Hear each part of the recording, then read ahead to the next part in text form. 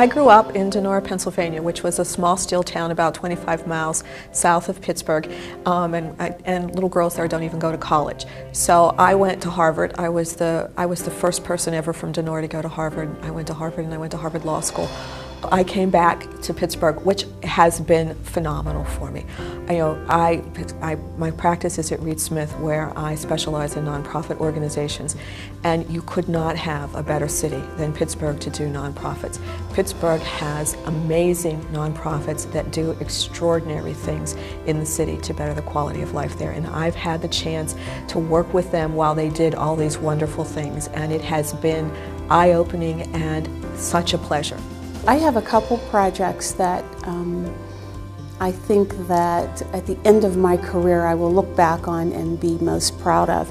The one had to do with a women's college, and it was a program that we funded initially, and it was called Wilson Women with Children, and it helped women, some were young, who had children and were unmarried but bright and deserving of a college education. And some women were middle-aged that were divorced or widowed with children, and they knew they needed to complete their education to provide for their families. And we really had the opportunity to change lives of not just the woman or the young woman, but also her children. I actually came to Philadelphia about 29 years ago. By myself with 2 suitcases, and I literally did not know anyone in the city. I came to be a lawyer for the poor in community legal services in Philly, and really from day one wanted to make a huge difference. From there I had the opportunity to become Child Welfare Commissioner for the city of Philadelphia. I was very, very passionate about children and families and their well-being. Then I had the opportunity to be president of United Way, which was just another incredibly rewarding role where we raised over $50 million a year to help nonprofits in the southeastern Pennsylvania region. And last but not least, for the last 6 years, I've been a principal at Vanguard, where I help people invest better. And we help people through low cost and through discipline and smart investing achieve their retirement goals. When I landed in Philadelphia right out of graduate school and out of teaching, I was so fortunate to be in the heart of Philadelphia, but at the time of the bicentennial of the Declaration of Independence. I was there just in time to get to work personally on the Constitutional Convention bicentennial, which created our Constitution, and later on a National Constitution Center that is built on Independence Mall. I guided for 15 years in the marvelous Philadelphia Museum of Art, had opportunities in other museums, such as a museum of medicine at the College of Physicians, to synchronize 2 years ago with the Battle of Gettysburg, to do a Medicine in the Civil War exhibition, and subsequently to end up on the governing board of the National Endowment for the Humanities, on their National Council, for 13 years. I have been in higher education for 17 years and really have devoted my career to access and opportunities for women in particular. I've led 2 women's colleges in my career. The first was Dean of Douglas College at Rutgers University, and I was there for 6 years. And now I'm in my 7th year leading Cedar Crest College, and Cedar Crest College is an historic women's college in Allentown, Pennsylvania. And we have a variety of majors that encourage young women to succeed at the highest levels in whatever field they choose. I grew up in Pittsburgh, and my parents truly taught me how to respect every person, treat everybody the same. And I've lived not all over the world, mainly in Southern Africa, Eastern Southern, Kenya, Zimbabwe, Mozambique.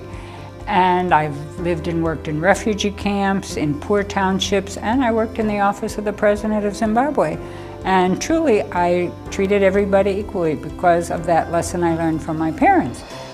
So I feel very blessed that I've had this international experience, and now as president of Maryknoll Sisters, we're about 500 sisters in 22 countries.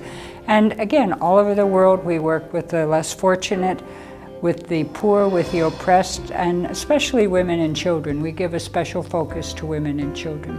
My career has been basically in a lot of nonprofits, and so I was board chair of the Pittsburgh Children's Museum and led the museum through a $32 million capital campaign.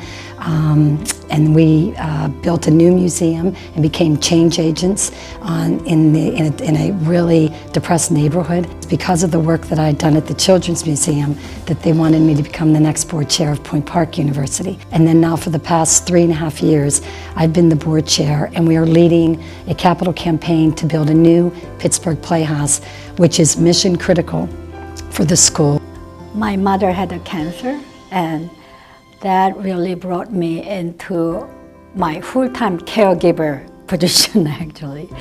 So that, with that, I felt the urgent need of a home health agency. My mother could not find home health aide she could hire to stay home.